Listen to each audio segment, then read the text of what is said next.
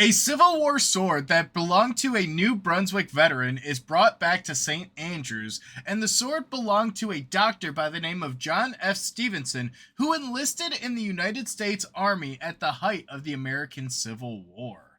Yeah.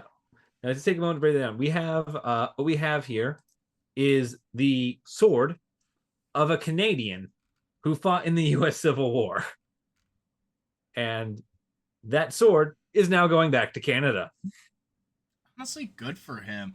And Yeah. Stevenson was born in St. Andrews, so he was a Canadian by birth.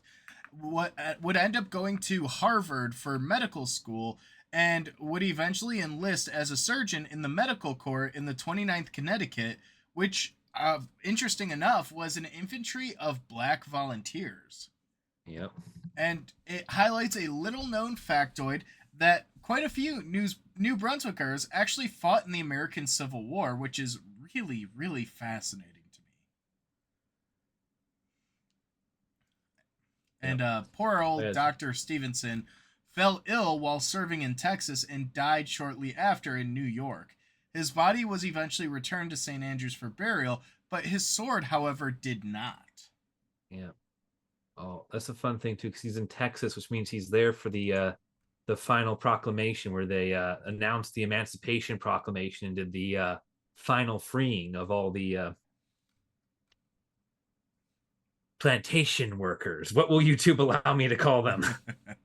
The enslaved. And this is what Oh, actually leads to our upcoming federal holiday of Juneteenth, celebrating the day that many of those slaves received their freedom. But this sword has such an interesting history because, firstly, it's got his name engraved on it, his unit, his rank, which is truly fascinating. But it was actually found listed for sale online. And a historian, Keith Pop, I can't pronounce that, but Troy Middleton, who was a historian, stumbled upon the listing that had the sword for sale and was able to actually confirm that it belonged to Stevenson and made the connection. oh yeah. Yeah, no, that is very fun that they were able to just take the listing and run the history of this sword to confirm its provenance and then get it into the museum. Because that's such a problem with a lot of museums and a lot of displays is the provenance of the artifacts. Either things aren't what they were sold as, or they weren't acquired in a very upstanding way. And this sort of reworking here at the point of purchase really helps avoid a lot of those problems further down the line. Well, and it's interesting because the person who owned the sword previously was an Ontario collector by the name of Robert Lowe, who was asking for 8,000 to 8,500 for the sword, but ended up cutting a deal with the museum where he sold it to them for the bargain price of $6,200 because of he knew of the New Brunswick connection. And that actually came when Middleton told Mr. Lowe who he was and what he was trying to do, and that they're from New Brunswick, he actually lowered the price. So he dropped it by over $2,000.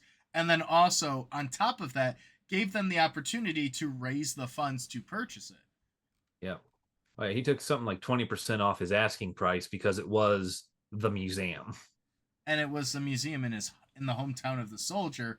Yeah. And the money ended up taking about 3 months to be raised by the New Brunswick Historical Society through donations and fundraiser events, and the sword was put on display at the Loyalist House Museum in St. John last summer.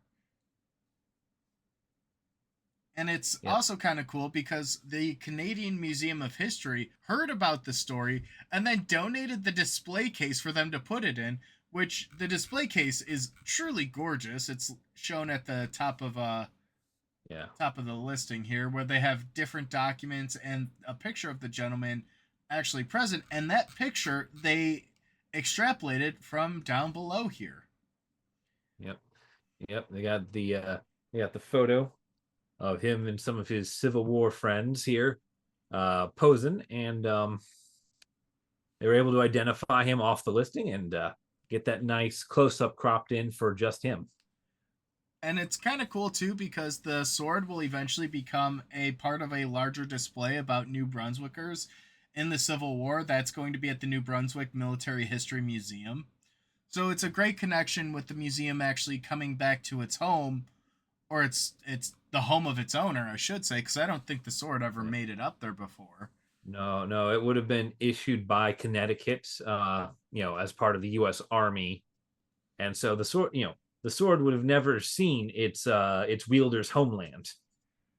But it's interesting to me, above all else, he was a surgeon during the Civil War, which is arguably like one of the bloodiest jobs he could have ever had, Oh yeah, considering that at this time, the conventional medicine for battlefield injuries was amputation. yeah, yeah. No, the only thing more scary than a Civil War surgeon handing you booze is seeing him drink it first. But yeah, no, Civil War medicine was really messed up. They had silk for thread, which is notoriously infectious. So they would actually have to take maggots and stuff them into your wound to eat the infected flesh so you wouldn't Oh die from God. any bit of surgery. And that is the like nice version of the surgery where they don't have to just start severing limbs. Yeah, the limb Like removal this was is a really big thing. this is really disgusting, really bloody, really painful stuff that this man had to do on an almost daily basis whenever there was a battle. But it is fascinating too because this man came from Canada, ended up going to school in Cambridge, ended up getting his education, and then volunteered to fight in this war. Which, the Yeah, he gave his life for it. yeah, he gave his life for the cause, which is truly remarkable. And to see the things that he experienced, I'm assuming are gory to say the least. Yeah. It's very interesting with our neighbors to the north and highlights a lot of things that aren't really covered because you tend to hear a lot about the Union and the Confederates, and you know that a lot of Union regiments were mustered from Minnesota, Ohio, New York, Yeah. and obviously in the deep No. south they still hold a great reverence for the Confederates, but you don't hear about these ancillary populations that fought on behalf of our country and helped defend it. Yeah, you very rarely hear the story of the foreigners in the Civil War, the people that were in the country at the time or came over into the country at the time and took up arms for one side or the other. Usually it's for the North. As at the time of the Civil War, the North was seen as generally having a moral high ground. You did see other countries do help the Confederacy, Oh yeah, including but not limited to Great Britain, who supplied yeah, the Confederates with a lot of their yeah, gunpowder and also just coincidentally happened to purchase their cotton at extreme discounts because the northern mills weren't doing so. yeah. You know, there's definitely nations taking sides, but generally, the individuals coming over to pick up a gun, they weren't fighting for the fighting in a gray uniform. But this is a really cool story. We talk a lot about repatriation and about items making their place back home. This is where I think it's a great story because not only does New Brunswick get to highlight one of their own who did an incredible service during his lifetime, but now they also have a reason for people to come visit, to come check out the museum, to see that connection. I think is beautiful. I love seeing it go from private collections to museums.